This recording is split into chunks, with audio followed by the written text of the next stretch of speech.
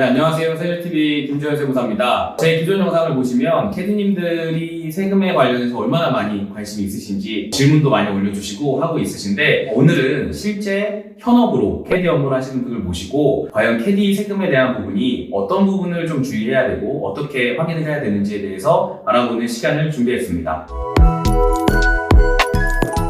캐디님 자기소개 간략하게 부탁드립니다. 저는 지금 현재 2년차로 캐디 활동을 하고 있는 네.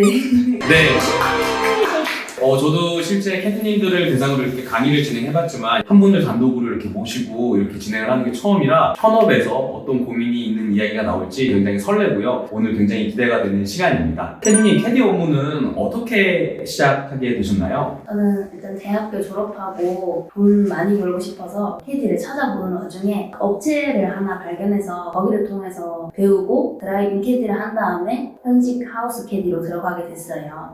이걸 영상을 보시는 분들이 지금 현재 캐디 업무를 진행을 하시는 분들도 계시겠지만 드라이빙 캐디랑 하우스 캐디에 대한 부분이 많이 헷갈리실 수도 있을 것 같아요. 그 두 개의 차이가 어떤 부분이 있나요? 드라이빙은 일단 거의 카트 운행이랑 간단한 클럽 서브, 스코어 개선도 손님이 불러주는 거 정도로만 진행하고요. 하우스는 그 모든 것의 시작부터 끝까지 모든 안정과 진행을 담당하고 있습니다. 그러면 저희가 일반적으로 골프장을 갔을 때 만나는 캐디님들은 하우스 캐디 분들이시고, 캐디 업무를 처음 시작하시는 분들이 조금 익숙해지기 위해서 하는 게 드라이빙 캐디님이라고 좀 이해를 해도 괜찮을까요? 맞습니다.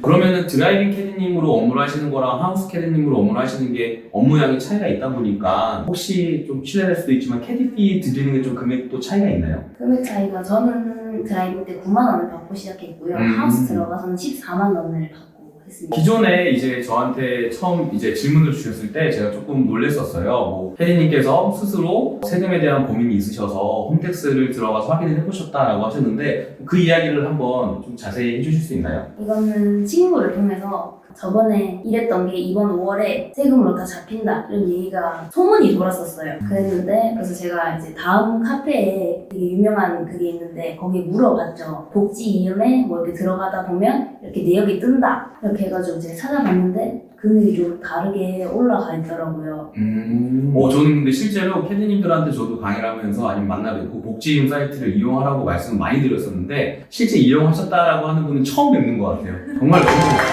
고생하신 것 같습니다.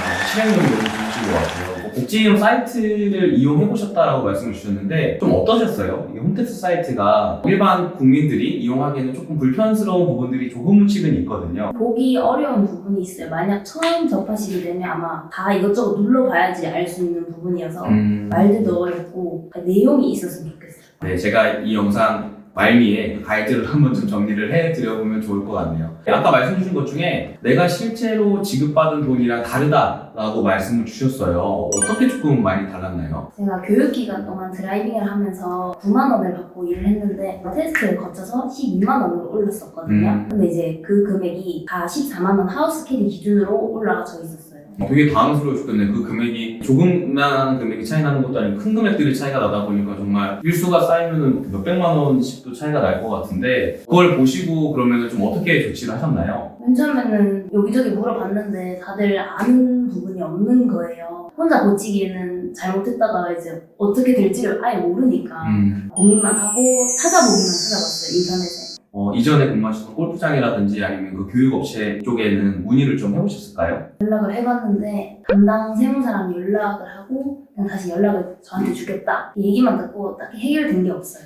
결국에는 이제 본인이 스스로 해결을 하시기 위해서 저랑 이런 자리도 마련이 된 것 같습니다. 복지이음 사이트를 이제 제가 캐디님의 이름으로 들어가서 실제 소득과 다르게 신고된 부분들을 수정해드리는 작업을 제가 해드릴 텐데요. 이 부분이 저는 제일 중요한 것 같아요. 내가 실제로 얼마를 벌었는지 기록을 해두시고 확인을 하지 않으면 막상 지금 기준에서 내가 작년에 얼마 벌었지를 확인하기가 굉장히 어렵습니다. 그래서 아마 캐디님도 이번에 많이 느끼셨겠지만 저는 정말 매달에 한 번씩은 복지이음 사이트를 들어가셔서 내가 얼마만큼의 소득이 신고가 되고 있는지를 확인을 하시는 게 절세의 가장 큰 지름길입니다. 제가 캐디님들을 이렇게 만나 뵙게 되다 보면 간혹 세금 조금 내려면 어떻게 해야 되냐 라는 걸 굉장히 많이 궁금해 하시더라고요. 근데 세금 내는 첫 번째 가장 지름길은 실제 내가 받은 돈이 얼마인지를 정확히 아는 게 시작이라고 저는 생각을 하고 있습니다. 복지임에 들어오시게 되시면 인건비 간편 지출을 누르시고 네, 본인 소득 확인 내역 정정을 누르시게 됩니다.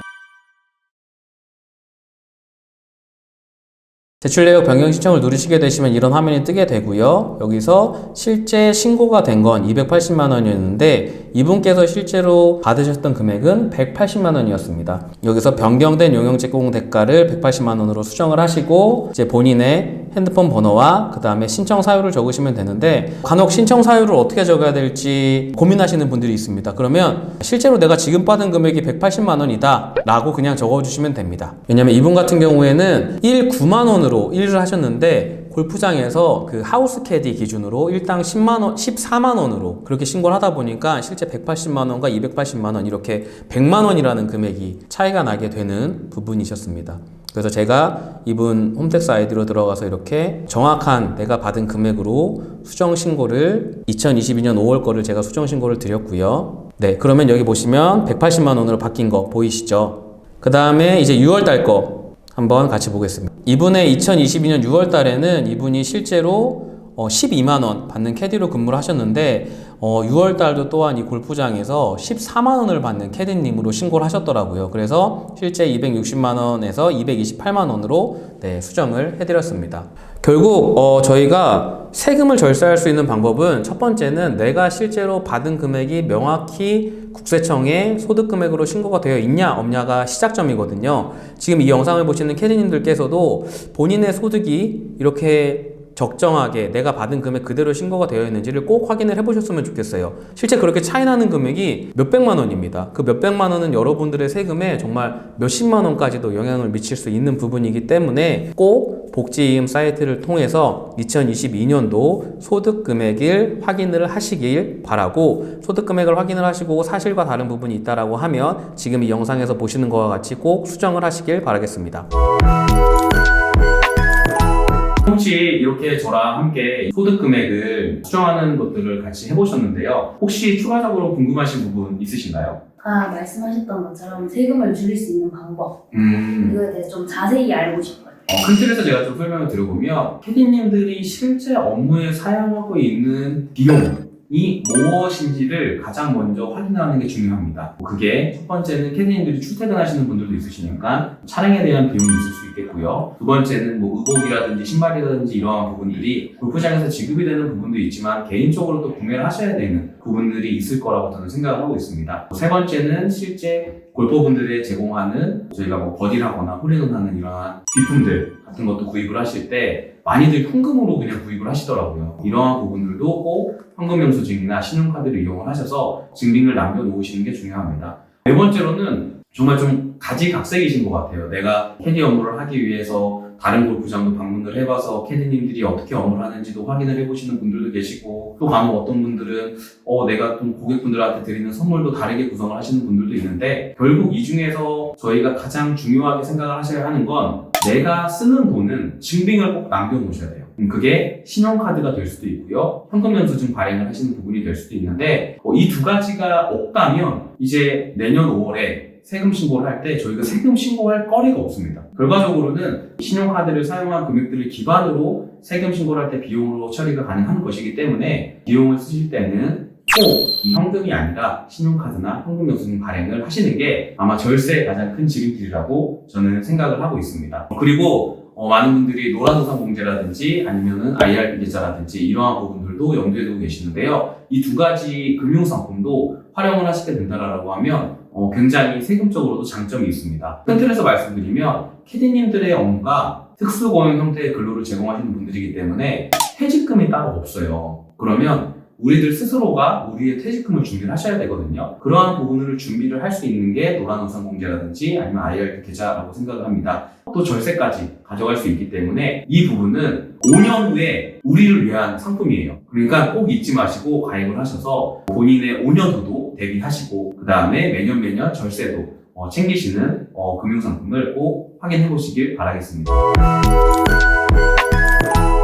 두 번째 질문 또 있습니까요? 현금 영수증을 만약에 발행하려면 개인 번호로 해야 하는지 아니면 등록증을 발행해서 현금영수증을 발행하는 방법은 두 가지가 있습니다. 방금 말씀 주신 것처럼 사업자 등록 번호가 있는 분들은 사업자 지출증빙이라는 표현을 쓰고요. 현금영수증 발행이라고 하는 건 일반적으로 저희가 핸드폰 번호로 발행받을 수 있는 부분이거든요. 지금 캐디님들 같은 경우에는 사업자 등록증이 없는 사업자, 특수고용 형태의 사업자시기 때문에 핸드폰 번호로 발급받으시더라도 해당 부분을 비용 처리가 가능합니다. 혹시 카드 실적이 보통 직장인이면 실적 내역 모든 거에 다 되잖아요. 저희는 그 용품, 비품 이런 것만 확실하게 되는 거죠. 신용카드를 쓰시는 게 이제 근로자, 일반 직장인들은 신용카드 공제라는 걸 받아요. 근데 이분들이 받는 공제보다 저희가 비용 처리 받는 게 세금적으로는 훨씬 더 이익이 큽니다. 근로자와 캐디님들의 세금 신고를 신용카드를 사용했다라고 해서 이 사람들은 많이 받고 우리 적게 받고가 아니라 저희는 그 해당하는 금액만큼의 세금을 덜 낼 수 있는 거기 때문에 혜택은 오히려 저희가 훨씬 큰 거예요. 그래서 결국 저희가 업무를 하시다 보면은 다치는 경우도 있으실 거고 아니면은 여러 가지 사업적인 목적으로 사용을 하실 때가 있을 텐데 특정되게 이거는 됩니다 라고 말씀드리기가 어려운 부분은 뭐냐면 캐디님들마다 내가 사업적인 목적으로 쓰시는 비용들이 조금씩은 달라요. 세세하게 들어가면 모든 분들의 품목이 너무 다르기 때문에 해당하는 품목은 미리 그렇게 신용카드를 사용하셔서 준비를 해두시고 세금 신고하는 기간 동안에 썼던 항목들 중에 가능한 부분들을 최대한 반영을 하는 게 절세의 가장 큰 지름길이라고 생각하고 있습니다. 혹시 종합소득세 신고는 5월 만약에 넘기면 어떻게 해요? 5월이 되시면 캐디님들 자택으로 국세청에서 우편물이 하나 도착할 겁니다. 그 우편물에는 캐디님들이 작년에 벌어들인 소득 금액이 얼마로 신고가 되고 있고 어떠한 신고 유형의 납세자이고 얼마만큼의 세금을 내야 되는지가 이렇게 안내문으로 나와 있을 텐데요. 그 안내문을 보시게 되면은 세금 신고를 하셔야 된다는 거예요. 근데 만약에 5월 달에 내가 세금 신고를 하지 않았다. 그러면 내가 내야 되는 세금이 없어지는 게 아니라 가산세를 추가로 더 내셔야 됩니다.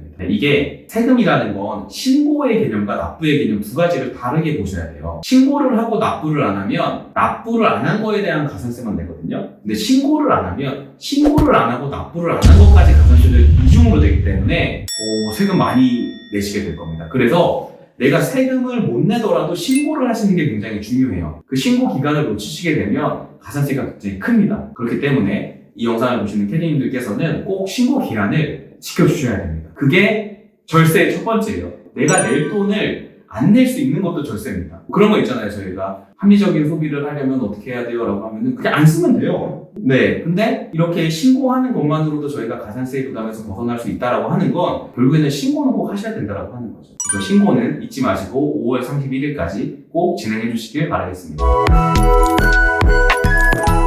오늘 제가 현업 캐디님을 이렇게 모시고 아마 많은 분들이 궁금해하시는 내용에 대해서 답변이 되었을 것 같습니다. 마지막으로 캐디님 인사 듣도록 하겠습니다. 세금 관련해서 조심스러운 부분도 많고 확답을 얻을 수 있는 곳이 많이 없었는데 좋은 자리에서 뵙게 되어서 도움을 받게 돼서 영광이고요. 본인 스스로 이제 세금에 대해서는 혜택이랑 공제 챙겨야 된다고 생각하는 사람으로서 이 영상이 많은 도움이 됐으면 좋겠습니다. 너무 좋은 말씀 해주신 것 같아요. 정말 내 세금을 남이 챙겨주지는 않습니다. 그래서 꼭 본인이 스스로 챙기시는 캐디님들이 되시기를 다시 한번 부탁드리면서 오늘 마치도록 하겠습니다. 감사합니다.